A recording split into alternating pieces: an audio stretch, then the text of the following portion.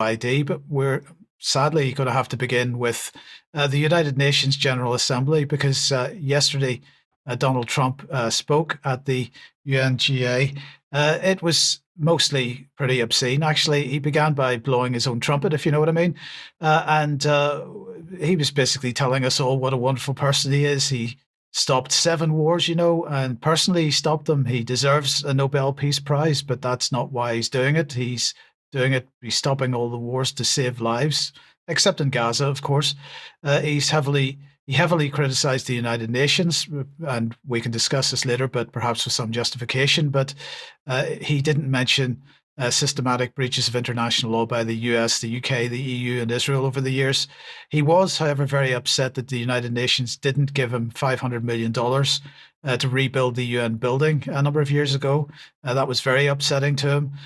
He would have provided marble floors for that money. Instead, they spent billions and only got terrazzo. So there you go. The speech lasted 57 minutes. It could have been delivered in 5 to 7 minutes instead, because he was constantly repeating himself.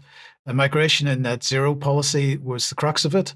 Now, in fairness to him, he did make a couple of valid points, and the net zero point, I think Charles will be covering in a minute, was pretty much on the money as far as I was concerned, at least.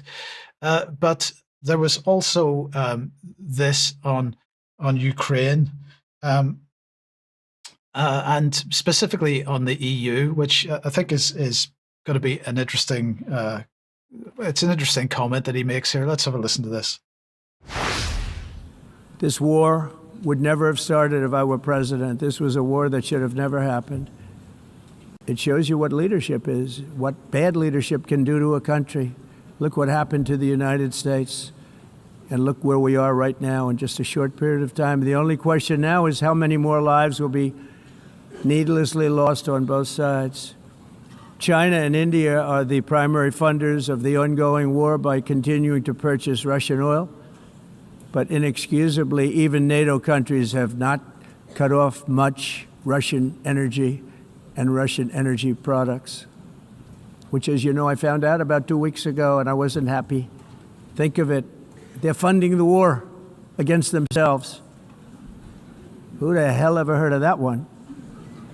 In the event that Russia is not ready to make a deal to end the war, then the United States is fully prepared to impose a very strong round of powerful tariffs, which would stop the bloodshed, I believe, very quickly. But for those tariffs to be effective, European nations, all of you are gathered here right now, would have to join us in adopting the exact same measures.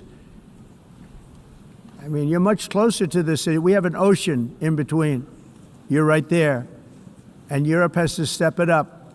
They can't be doing what they're doing. They're buying oil and gas from Russia while they're fighting Russia. It's embarrassing to them. And it was very embarrassing to them when I found out about it, I can tell you that. But they have to immediately cease all energy purchases from Russia. Otherwise, we're all wasting a lot of time. So, Vanessa, maybe I could get a comment from you on that. What did you think of that particular comment from him? I can't. I mean, I don't know. I'm just speechless. You were better than me in the fact that you sat through the entire speech. But I mean, he's just borderline insane. I don't know. I honestly don't know what to say other than life has just become a theatre of the ridiculous as far as I'm concerned. Is that, would you agree with that, Charles? Good afternoon, Mike and Vanessa, and good afternoon all.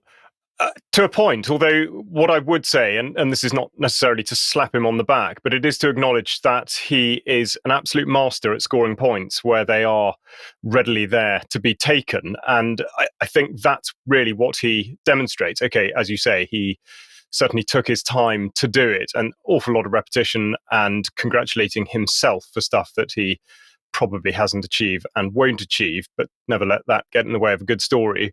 So I think insofar as he fires the popular imagination, this in some ways is a masterstroke, because he has so many of these sorts of catchphrases that can be pulled out and shoved around the world on the internet, social media, and all the rest of it for time immemorial. Yeah, well, absolutely. But what was he talking about? He was talking about energy and net zero policy. He was, and in a way, this was a revisit of what he was bashing Keir Starmer over the head with on his previous visit. So not the state visit, but when he was in the UK in the summer, he had a very awkward press conference with Keir Starmer up in Scotland, in fact, on one of his own golf courses. And one of the things that he likes to talk about, and again, going back to your point of finding it hard to disagree with this sort of thing, he puts out just enough truth to engage a certain percentage of the population, but also to set absolutely an equal and opposite force against him. But we'll just listen to what he had to say specifically on the idea of renewable. We're getting rid of the falsely named renewables. By the way, they're a joke. They don't work. They're too expensive. They're not strong enough to fire up the plants that you need to make your country great. The wind doesn't blow. Those big windmills are so pathetic and so bad, so expensive to operate. And they have to be rebuilt all the time, and they start to rust and rot. Most expensive energy ever conceived, and it's actually energy. You're supposed to make money with energy, not lose money. You lose money, the governments have to subsidize. You can't put them out without massive subsidies.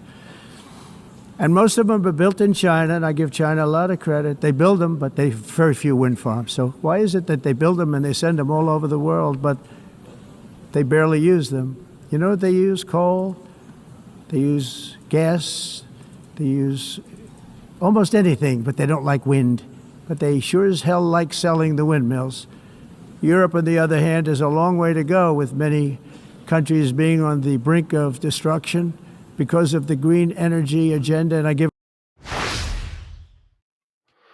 So again, what he said can absolutely be found with a basis in fact, but the point is that it's Donald Trump saying it. And since the climate alarmism lobby is well set against him for a whole host of other ideological reasons, this in some ways does actually play into the renewable scam as he describes it. So one has to be very careful when considering any information that's put out by Donald Trump in particular, because he is such a divisive figure.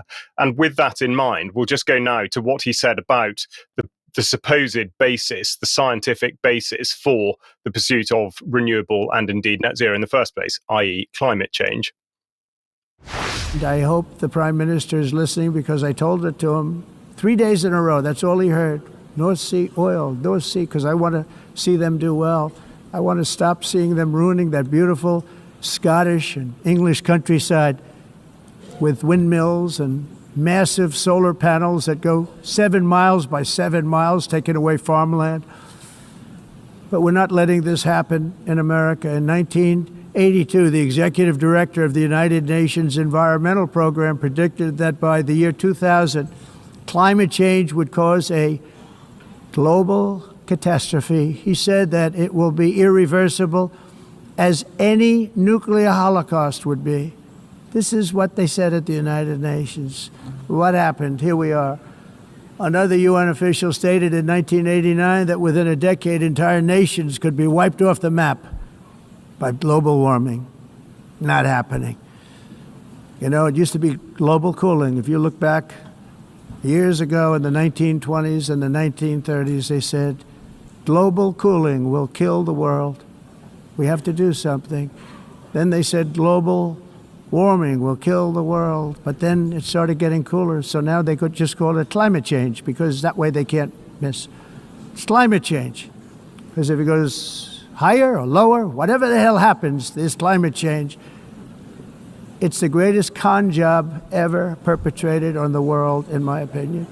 Climate change, no matter what happens, you're involved in that.